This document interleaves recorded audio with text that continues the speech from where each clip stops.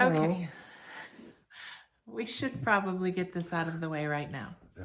I'm going to be saying the word Ladegaard all through this video, but it's wrong, and it should be pronounced like this. Ladegaard. Ladegaard. In a recent video, I looked at a 17th century star fort that existed around the Vartov Hospital near Pebbling or Pebbling Lake, in Copenhagen. Today, Pebbling is a series of 3 lakes separated by levees, the Sortedam, Pebbling, and St. George. But these lakes all began as one stream called Pebbling that was first manipulated with dams around 1525 to create what have become these segmented man-made reservoirs. Along the shore of these lakes, there were originally 3 star forts, Vartov, Ravensborg, and Ladegarden, as we can see here in this map from 1648, and also in this one from 1659. It's believed that all 3 fortifications were built by Christian IV in 1623. Not much information remains regarding Ravensborg, but Ladegarden was a large farm originally built by King Christian III in 1548 to supply food for Copenhagen Castle. The Ladegarden farm was pretty large, cultivating vegetables and managing a large herd of cattle. Just as it seemed odd to build fortifications around a hospital for the poor, it seems just as odd to build a star-shaped wall and moat around a vegetable farm. But there may have been a reason. Some very interesting technology is associated with this farm at Ladegaard, as described by historian Carl Erik Fransen, who's written about a complex mechanism used there to move fresh water out to the herd of cattle in the field. And that's what we may be seeing on this map, showing fresh, clean water extending out into Ladegaard's fields via troughs or canals. The water wasn't diverted in from the lakes, however. It was the other way around. The farm's used water emptied into the lakes, but the water's original source was the Ladegaard stream, a small river running down what's now the A Boulevard. And in fact, that stream still runs through there today in underground pipes. In addition to pumping water out into the fields, we can also see a diagram of pumps directing water through grooves or gutters from the Pebbling Lakes down into central Copenhagen in this map from 1677. These water lines originated even farther north,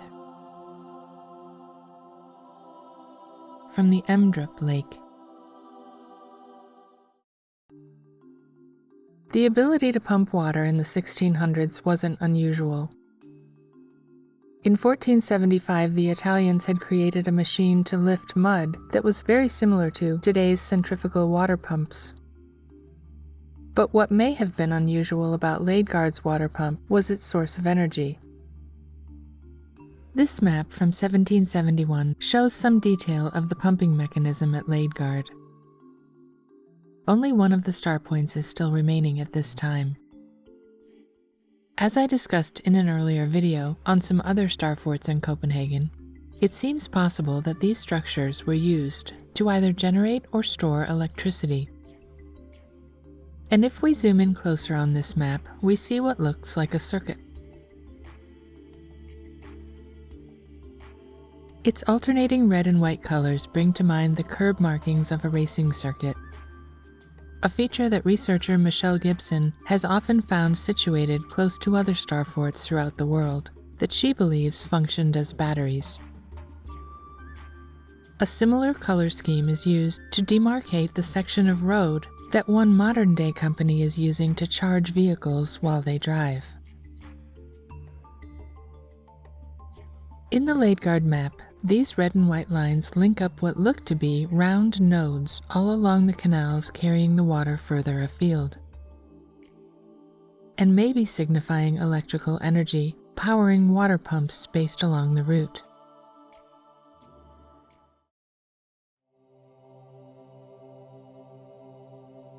By the time this map was created, Ladegaard was no longer a working farm.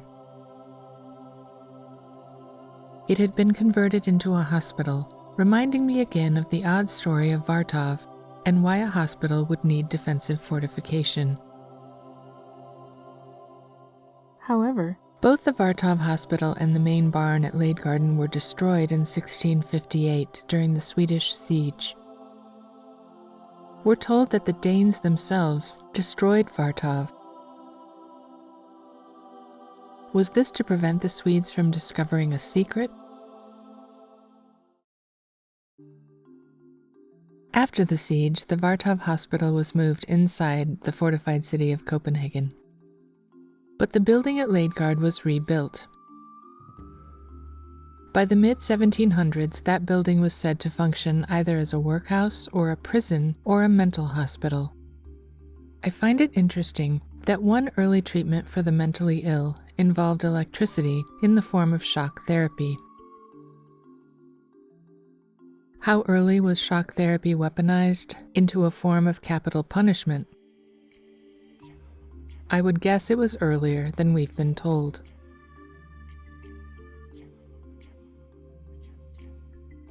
I'm grateful for any feedback. Please leave your thoughts in the comments, and thank you for watching.